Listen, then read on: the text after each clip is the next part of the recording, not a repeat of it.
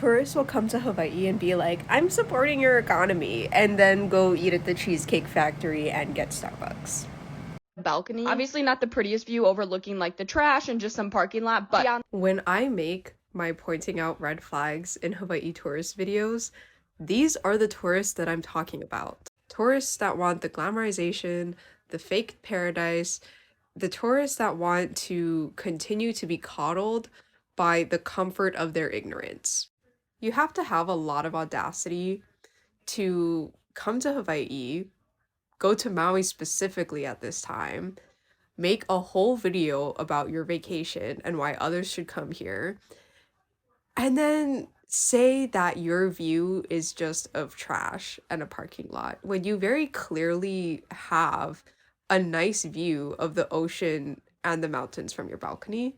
While you're enjoying your vacation, there are families that have lost their homes and have been kicked out of these hotels to make room for you tourists. And I know I get a lot of hate every time I do these red flags in Hawaii tourist videos, but I'm not going to stop talking about issues that matter to me, and I'm not going to stop advocating for Native Hawaiian rights and for the preservation of this land.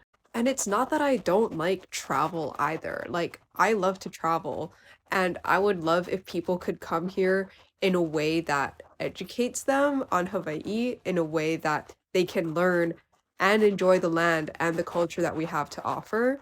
But the reality is, the tourism industry in Hawaii is extremely damaging to the land and to the Native Hawaiian people and to locals that are residents of Hawaii. And as long as the tourism industry continues down this path where it doesn't care about the land or the history or the culture or the people or the workers, we're going to continue to have visitors like the creator I stitched who don't care about the land or the people or the history, and they're going to continue to be ignorant, and they're going to continue to say really tone deaf things like this, completely disregarding the fact that there are real people who live on these islands and who are struggling on these islands at the expense of their vacation and of their fake paradise. I wish people understood that it's not coming from a place of like gatekeeping.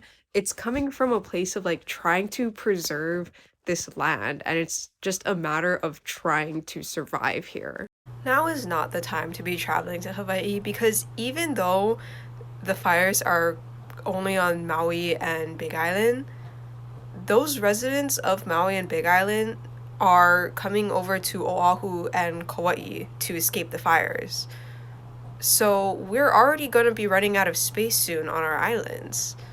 2 of our islands are up in flames right now. This is not the time for your Hawaiian vacation. We are struggling with these fires right now, and we are trying to help people. We are trying to help the people of Hawaii get away from these fires and get to safety. Please do not come to Hawaii now more than ever. Spoiler alert, Hawaii is not a cheap date. It's always so funny to me when tourists and transplants come here and they're like, my gosh, why is Hawaii so expensive? Like, why is an island in the middle of the ocean that needs all of their food and items transported here with tax? Why is it so expensive? Like, why is an island that has a high demand for housing so expensive? Like, it couldn't possibly be because of ridiculous exporting regulations. It couldn't possibly be because demand can't keep up with the supply of housing. Like, yeah, no, duh, it's gonna be expensive to live here, especially when all of our agricultural land is being used for hotels and your long-term rentals. So I'm guessing that because I said I was gonna be doing more commentary on their videos, they turned off their stitches. So I can't really reply to individual videos anymore, but I can still make my commentary. So here we go. Red flags in Hawaii tourist videos. Let's go.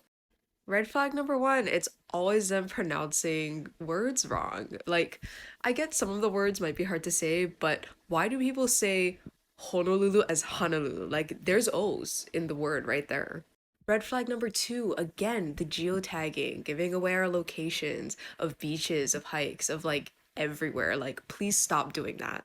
Red flag number 3 is advertising the North Shore. There's only one road that goes in and out of that side of the island, and tourists cause so much traffic because they're all trying to go to the North Shore. I wouldn't be surprised if they block me after this video, so this might be the last one. The Big Island is slowly becoming another island of Hawaii that is becoming insanely gentrified and traveled to. I grew up on the Big Island, and I feel like I never really saw as many tourists when I was younger as I do now. And it's really sad because I go to these places like the new Safeway or Kona Brews, and it's like, wow, I'm like the only local person here, and it's crazy. And it's like so scary to think that one day there will be no more Hawaiians living in Hawaii because it's too expensive and because we're getting displaced by people who want to move here. Keep Hawaiian lands in Hawaiian hands. Stop moving to Hawaii for your aesthetic beach life.